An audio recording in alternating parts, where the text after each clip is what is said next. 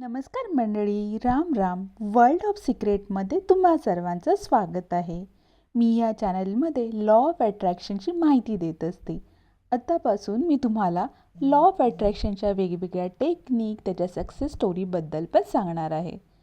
तर आज मी तुम्हाला लॉ ऑफ अट्रॅक्शनची 3x3 टेक्निक, जिला 333 टेक्निक किंवा 333 टेक्निक पण म्हणतात, याबद्दलची माहिती सांगणार आहे.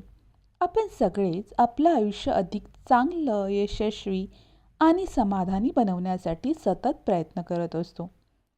पण अनेकदा आपल्याला हे समजतच नाही की आपले विचारच आपल्या आयुष्याला आकार देत असतात.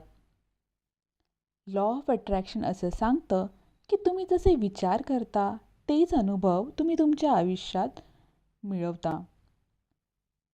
आता प्रयत्न येतो की आपल्याला हे लॉ ऑफ अट्रॅक्शन कसं वापरायचं. तर चला, मी तुम्हाला 3x3 टेक्निकची माहिती सांगते. यामध्ये तुम्हाला तुमची एखादी इच्छा, तुमचं ध्येय निवडायचं असतं. ते ध्येय तुम्ही वर्तमान काळामध्ये लिहायचं असतं. तसं तुम्ही एक वाक्य बनवा आणि ते वाक्य तुम्हाला सलग 3 दिवस सकाळी, दुपारी आणि रात्री 3 वेळा लिहायचं असतं.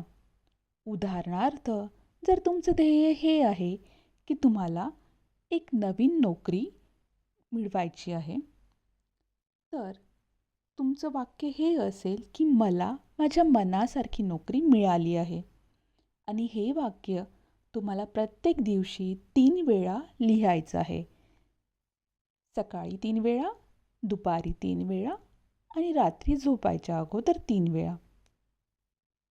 नुसतं लिहूनच चालणार नाही, तर तुम्हाला त्याच्याबरोबर तसं फीलिंग्स, तशा भावना पण क्रिएट कराव्या लागतील, फील करावं लागेल आणि ती गोष्ट घडली आहे असं व्हिज्युअलायझेशन पण करावं लागेल.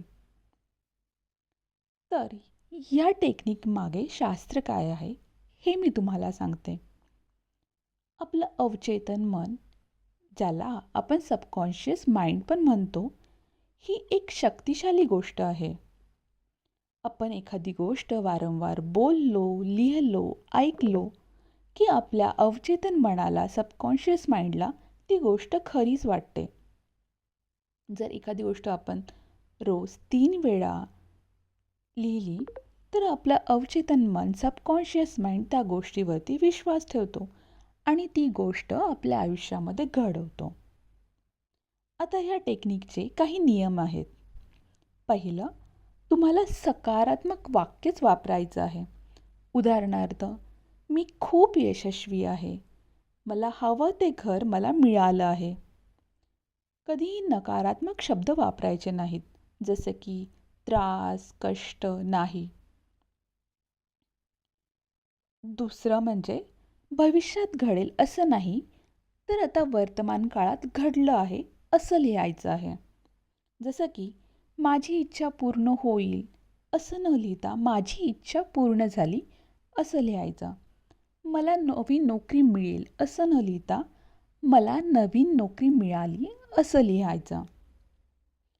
तिसरं म्हणजे त्या गोष्टीबरोबर, त्या वाक्याबरोबर तुमच्या भावना जोडा. लिहिल्यानंतर तसं फील करा की ती गोष्ट आत्ता घडलीच आहे. ती गोष्ट घडल्यानंतर तुम्ही जेवढं आनंदी व्हाल, तेवढं आनंदी तुम्ही व्हा. ती गोष्ट घडल्यानंतर तुम्ही काय कराल, त्या साऱ्या गोष्टी तुम्हाला आत्ता लक्षात यायला हव्यात. मी तुम्हाला एका गोष्टीचं उदाहरण देतो. फॉर एक्झाम्पल, जर एखाद्याला चांगली नोकरी हवी आहे, तर त्याने असं वाक्य निवडायला हवं, माझं स्वप्नातील नोकरीमध्ये माझं सिलेक्शन झालं आहे आणि मी खूप खूप खूप खुश आहे. हे वाक्य त्या व्यक्तीने रोज 3 वेळा, सकाळी 3 वेळा,